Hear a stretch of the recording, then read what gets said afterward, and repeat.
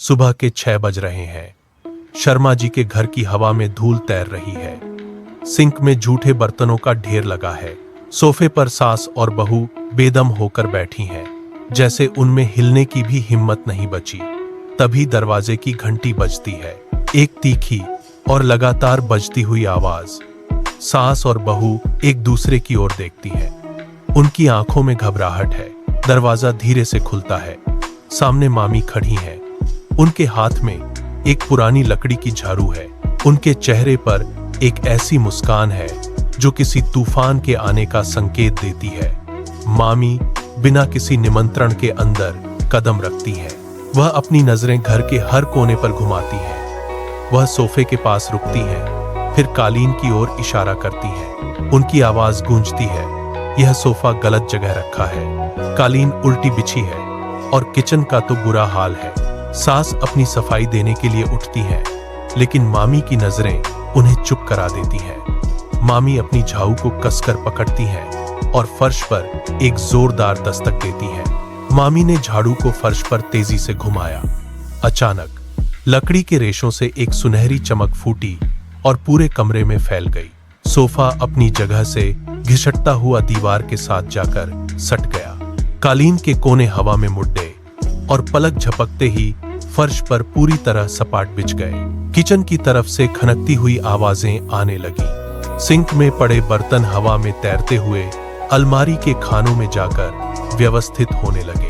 बहू अपनी जगह से उठ खड़ी हुई। उसकी आंखें फटी की फटी रह गई। सास ने अपनी आंखें मली। उन्हें लगा कि यह कोई सपना है, लेकिन चमक कम नहीं हुई। धूल के कण हवा में गायब हो गए और फर्श शीशे की तरह चमकने लगा।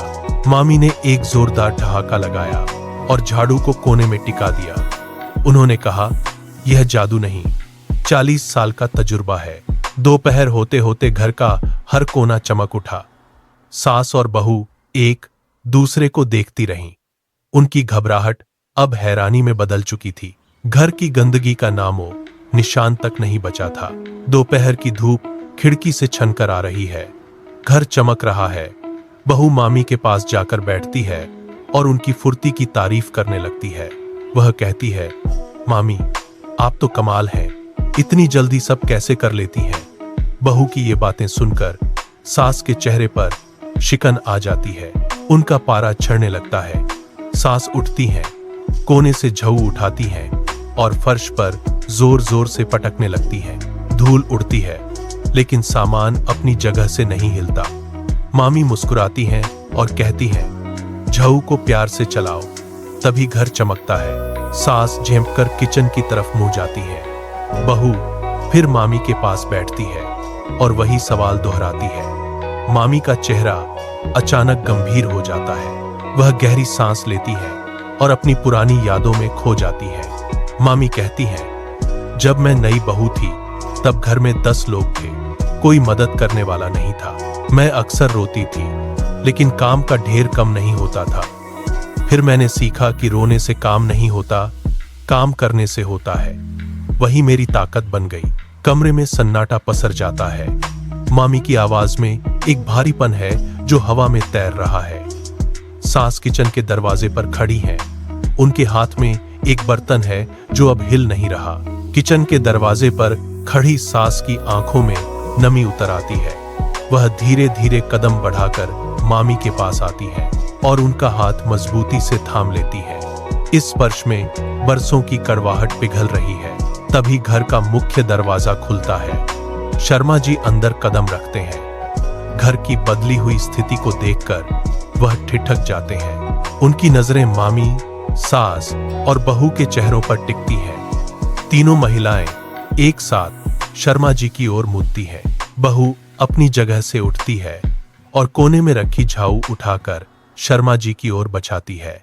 मामी एक शरारती मुस्कान के साथ कहती हैं, शर्मा जी, झाड़ू उठाओ। सास भी चिल्लाती हैं, हाँ, आज आपकी बारी है। बहू भी पीछे से जोर देती है, शर्मा जी, काम छोटा नहीं होता, झाड़ू उठाइए। शर्मा जी का चेहरा डर से सफेद पड़ जाता है। वह बिना एक पल गंवाए दरवाजे की ओर भाग खड़े होते हैं। घर में ठहाकों की गूंज सुनाई देती है। शाम ढल चुकी है। घर का हर कोना अब चमक रहा है। सोफे पर सब साथ बैठकर चाय की चुस्कियां ले रहे हैं।